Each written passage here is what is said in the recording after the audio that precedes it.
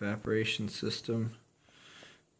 And what the evap system does is it prevents pollutants and all the bad stuff from the vapors of the gas to just venting out into the atmosphere like it used to back in the 70s.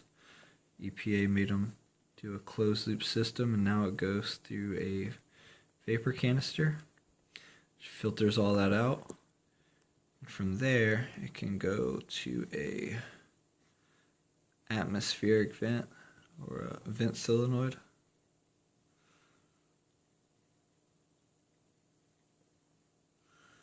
That's what this is.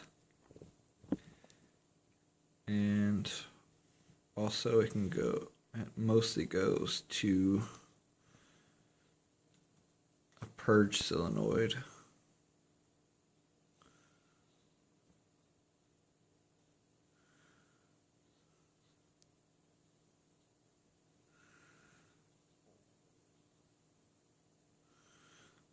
Which is controlled by the ECM, and it purges the vapors back into the intake.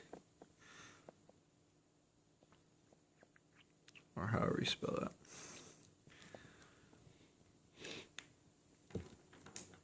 And let's see.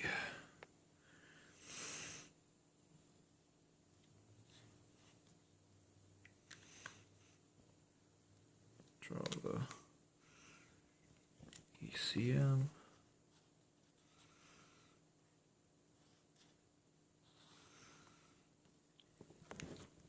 It's also what gives the power to the injectors.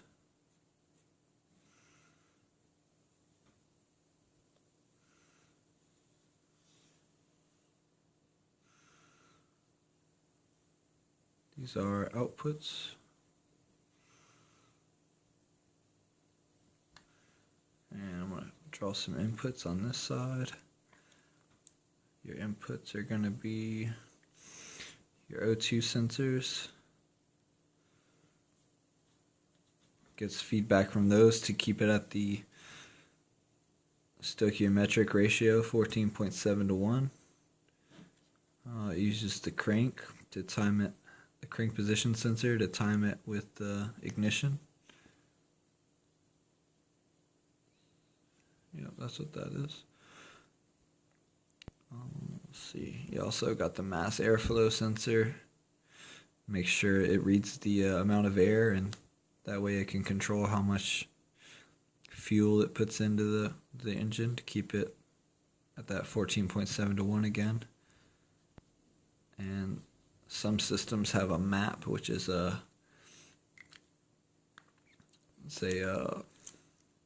manifold absolute pressure sensor.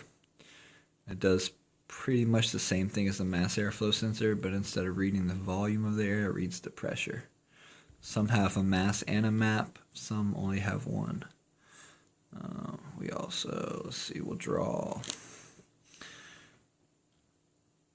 It depends on the manufacturer and how they do it, but for the most part, you just got straight power from the, actually I'll do it, ignition switch.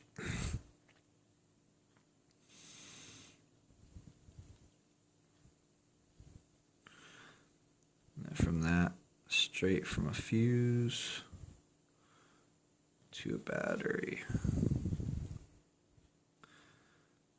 It's B plus, that's negative. Let's see. Alright, so you got your fuel tank right here. The filler neck. The vapors go through the vapor canister and then through the vent solenoid or the purge solenoid back into the air intake where it's sent back through the combustion chamber. Then you got the fuel system, goes out of the fuel tank, there's the fuel pump, pushes it through the filter, through the lines to the injectors. The injectors are pulse width modulated by the ECM. The ECM decides on how much pulse modulation and how many pulses by these inputs: the O2 sensor, the crank position sensor, mass airflow sensor, and the map. And that's about it. With all that combined, pretty much all that was developed to reduce emissions and carbon monoxide and all that stuff that's harmful for the environment and creates global warming. So EPA said we gotta stop that, and that's when they came out with all this stuff.